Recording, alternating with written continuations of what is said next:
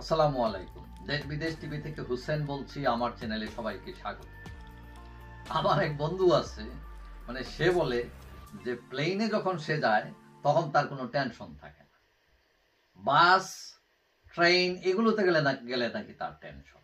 আমি বললাম, কেন তোমার এই টেনশন? বলো, বাস ট্রেনে গেলে টেনশন এই জন্য, কারণ এটা অ্যাক্সিডেন্ট হইলে তোমার হাড় ভাঙতে পারে, মাথা ফাটতে পারে, তুমি পঙ্গু হয়ে যেতে পারো। মানে কোনটা হবে এটা অনিশ্চিত, এই জন্য টেনশন। আর উপরে বিমান অ্যাক্সিডেন্ট হইলে তুমি নির্ঘাত মারা যাবে, এখানে কোনো চান্সই নেই বাঁচার, সুতরাং এটা নিয়ে টেনশন নাই। তো আমাদের দেশে এখন সবচেয়ে বড় টেনশন হচ্ছে রাজনৈতিক অস্থিরতা। এখন ভাত দুইটা কম খাইলেন না বেশি খাইলেন এটা ম্যাটার না, এক বেলা দুই বেলা না খাইলে আপনি মরবেন না।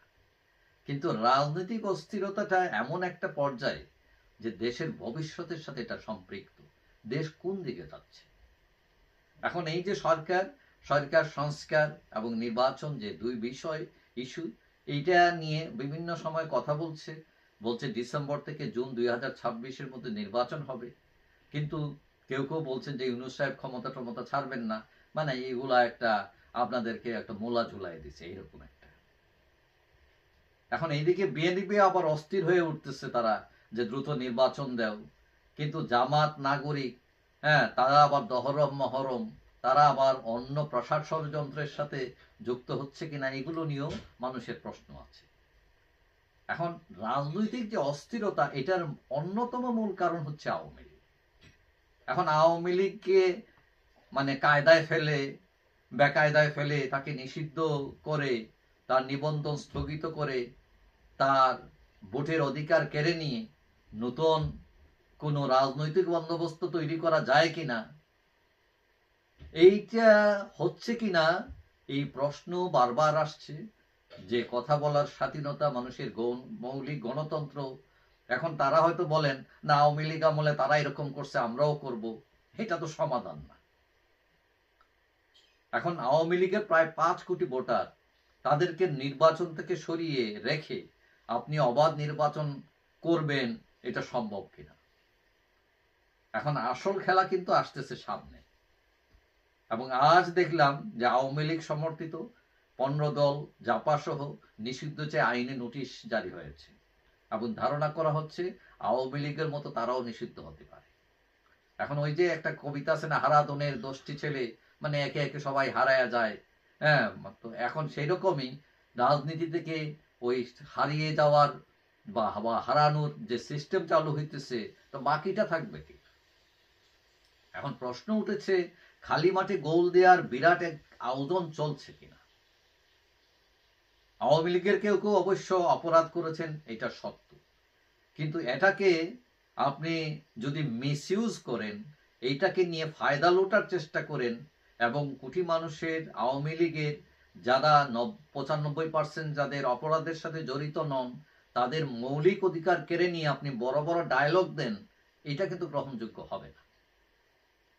এখন যতই নির্বাচন কাছে আসবে, এই রাজনৈতিক অস্থিরতা কিন্তু আরো বাড়বে।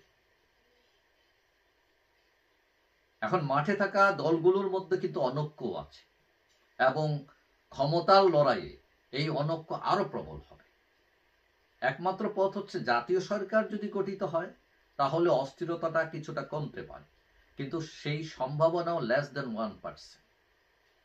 এখন দেশের 50 মানুষের প্রতিনিধিত্ব করে যেসব দল, তাদেরকে নিষিদ্ধ করে, তাদের নিবন্ধন স্থগিত করে যারা গণতন্ত্রের খোয়াব দেখতেছেন, তারা কি বুঝতে পারছেন দেশকে কোন দিকে নিয়ে যাচ্ছেন তারা? তাদের ভাবসাব এইরকম, আওয়ামী লীগ চোট দিছে, আমি তার লাথি দিন। কিন্তু এটা তো ভাই কুস্তি খেলার মাঠ না।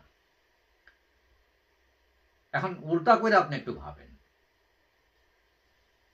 এখন আপনারা যে কুস্তি খেলবেন, আওয়ামী লীগ এবং তার সঙ্গে যে 14 দল, এরা শুধু একসাথে নামে, তারা, আপনারা পারবেন তাদের সাথে? আর ভোটের বাক্সের কথা যদি বলি, আপনারা যারা চিল্লাচিল্লি করতেছেন, তারা তো 5 সিটও পাবেন না। তাহলে আওয়ামী লীগের সাথে আপনি টিকবেন কেমনে? কুস্তি খেলার মাঠও টিকবেন না, ভোটের বাক্সও টিকবেন না। তাহলে মাঝখানে আপনি একটা অস্থিতিশীলতা তৈরি করছেন, কিন্তু রেজাল্ট কি দাঁড়াচ্ছে? কথা হলো রাজনীতির সমাধান কিন্তু রাজনৈতিকভাবে হতে হবে। মানে এটা কুস্তি খেলার মাঠে এটা সম্ভব নয় সমাধান। আর যদি কুস্তি খেলাকে আপনি বেছেই নেন, তাহলে সেখানেও হারবেন। তবে জিতবে কে প্রশ্ন হচ্ছে এখানে। জিতবে সেই, দেখবেন মধ্যখান থেকে ক্যান্টনমেন্ট থেকে লোকজন বাড়ি মানে গাড়িতে বইরা বইরা গদিতে এসে বসবে। তখন আপনাদের কি হবে? আমও যাবে, ছালাও যাবে। আসলে লস খাবে রাজনীতি, লস খাবে দেশের মানুষ। সুতরাং এই রাজনৈতিক অস্থিরতা তৈরি করে আসলে কোনো একটি পক্ষের লাভ হলো, ক্ষতিগ্রস্ত হবে দেশ, ক্ষতি হবে মানুষ, মানুষের রাজনীতি। যাই হোক, আসলে এই জিনিসটা বুঝবেন যে এটা খুবই সহজ বিষয়। কারণ রাজনীতি আপনি যদি জটিলভাবে চিন্তা করেন তাহলে জটিল, সহজভাবে চিন্তা করলে সহজ। কারণ রাজনীতি যে যে দলই করেন না কোনো, মূল বিষয় হচ্ছে মানুষ, মূল বিষয় হচ্ছে দেশ।